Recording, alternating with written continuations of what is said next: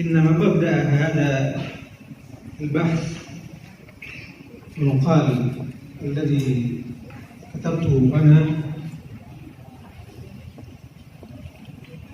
كانت خلفياته هي الصدمة التي تزعزع المجتمع الحضرمي والأتشيحي في آسيا الشرقية في سوميرايا، حيث ألقى السيد الحضرمي المتزوج بشريفة حضرمية على جمع كبير من المجتمع الحضرمي الأتشيحي في المسجد المسمى باب التقوى في كثير من الليالي في أوائل السنة الماضية.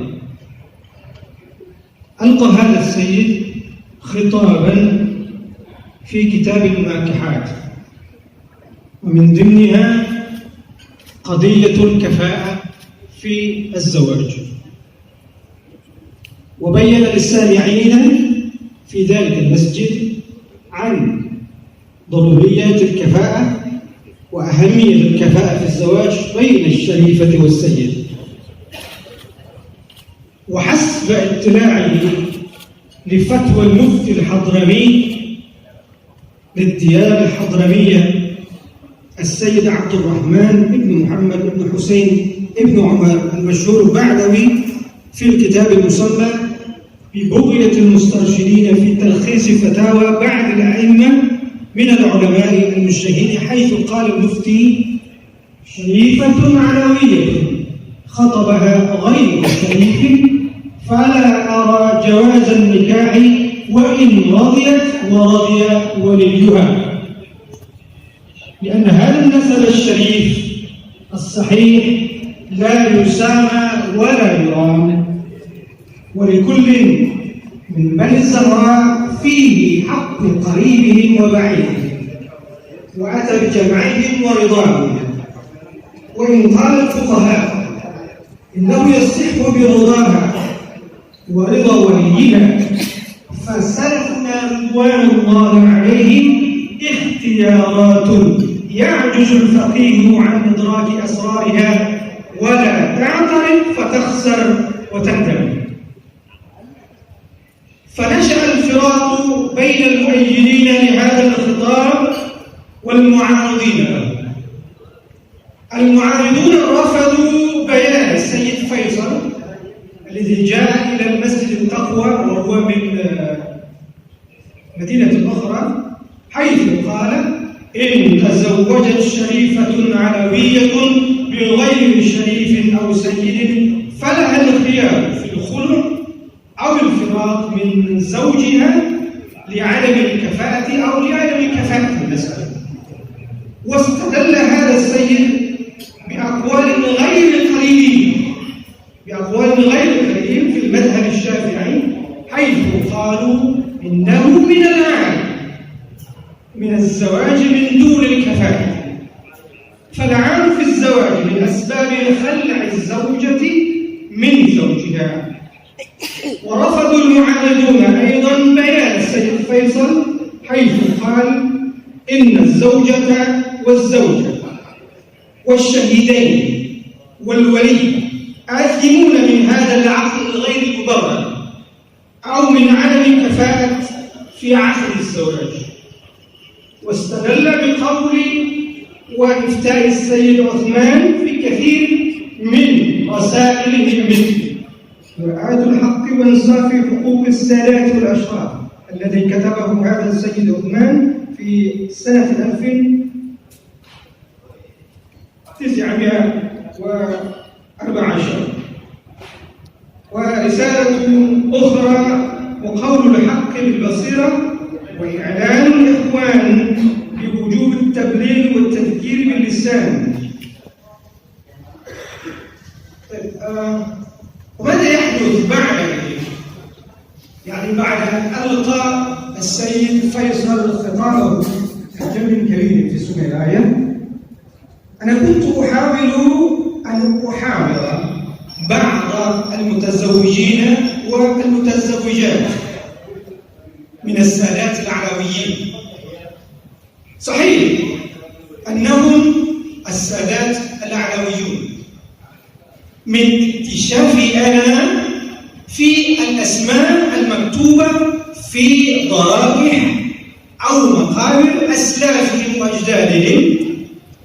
أسماء الأجداد مكتوبة برسم عربية ملوية أو ما نسميه باللغة الإنجليزية عرب ملايين، مثل المرسوم المكتوب في الضرائح والمقابر السيد جعفر بن سيد عقيل رجا سميرايا، وهذا مالك بسميرايا مangkat pada tahun أو توفي في السنة. إذن هو شريف علوي، السيد العلوي الحضرمي. فحاولت الشريفة فوزية هي ممرضة في إحدى المستشفيات في أجسي الشرقية، وقالت لي إنها أرادت فراق زوجها لأنه لا يكافئها في النسب، ولأن زوجها غير شريف ولها وعد بشرف أنسابها أو بشرف نسبها. بعد أن جاء السيد فيصل من باكن، يعني من إحدى المدن في سمطرة، إلى سميرايا وألقى محاضرته في موضوع كفاءة النسب، ووعد غيرها يعني غير الشريفة فوزية الممرضة من الشريفة العلوية، ورفضنا الزواج الخارجي وحاولنا الزواج بالسادة والأشراف مهما لم تجد شريفة سيدا أم شريفا في مجتمعهن المحلي. أنا أريد أن أبين موقفي أنا في بحثي هذا البحث. أنا هناك علماء يقولون في هذه المادة مثل جين بول سارتي إنه قال إنه لم يدعي أي نسب كان من الأنساب وقبيلة كان من القبائل وعرق كان من الأعراق أو أنسابهم وقبائلهم أو أعراقهم هي الأنساب والقبائل والأعراق المتهمشة المنخفضة، وكل بما لديهم فرحون، يعني فرحون بأنسابهم وفرحون بقبائلهم وفرحون بأعراقهم. العالم الأوروبي أغسطس كونت قال: وشدد فضل الأوروبيين البيضاء من سائر الأجناس والأعراق في العالم. ومن اليهود من يفضل الزواج الداخلي، وقال دومينين وهو العالم العربي أيضا إن الآريين الشعب الآرية هم أفضل الأعراق وأكرمهم على سائر الناس في العالم. وكذا في الكتب المعتبرة التي ألفها الفقهاء. أنا أريد أن أقرأ قول ابن قدامة في كتابه المغني. قال أبو حنيفة: لا تكافئ العجم العرب ولا العرب قريشا، وقريش كلهم أكفاء، لأن ابن عباس قال: قريش بعضهم أكفاء بعض.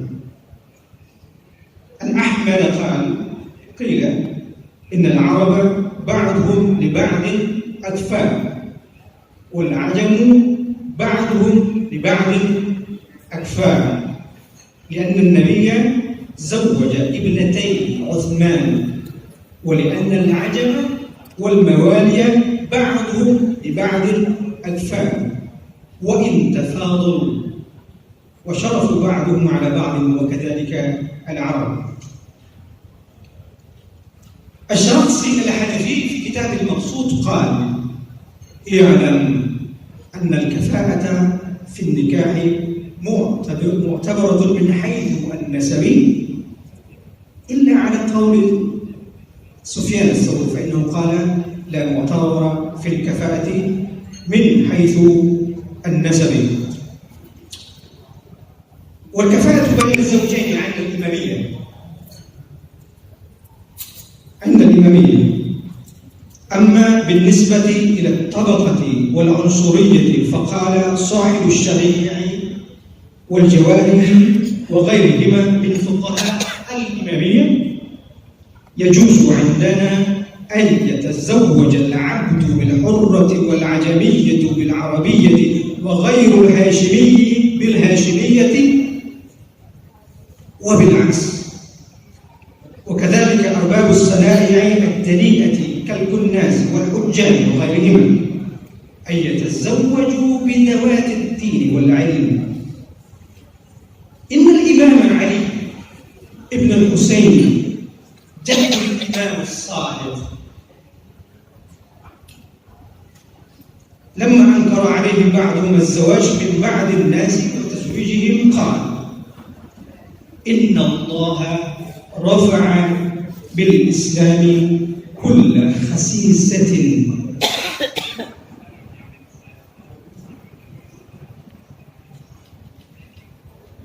وإنما اللؤم الجاهلية.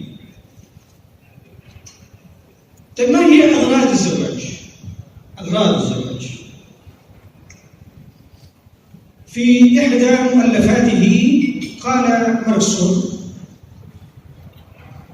والذي كتب كتابا اسمه نظرية في الزواج الخارجي،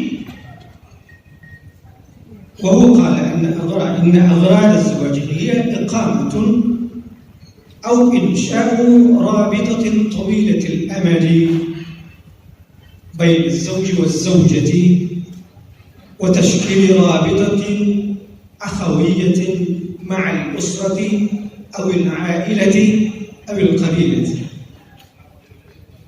ومن العادة أن يتزوج، ومن العادة أن يرفض العائلة أو الأسرة أو القبيلة الزواج الخارجي. وقال أيضا: إن لكل المجتمعات والأعراق قواعد تفرض قيودا للزواج. لقضية الزواج مهما أهملت بعضهم هذه القيود، الأعراق والأنساب وخلفيات سياسية ودينية هي العوامل التي تقيد تلك القواعد وتمنع وتحرم الزواج الخارجي. فالزواج أو المناكحات تميل إلى أن تقيدها طبقاتنا الاجتماعية، وبالتالي فإن قواعد التقسيم الطبقي والمجتمعي ستكون عوامل حاسمة في اختيار الأزواج والزوجات. السلام عليكم ورحمة الله وبركاته.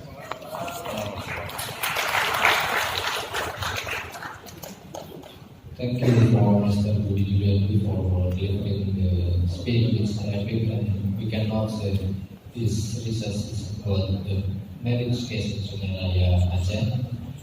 And now we come to the last presenter.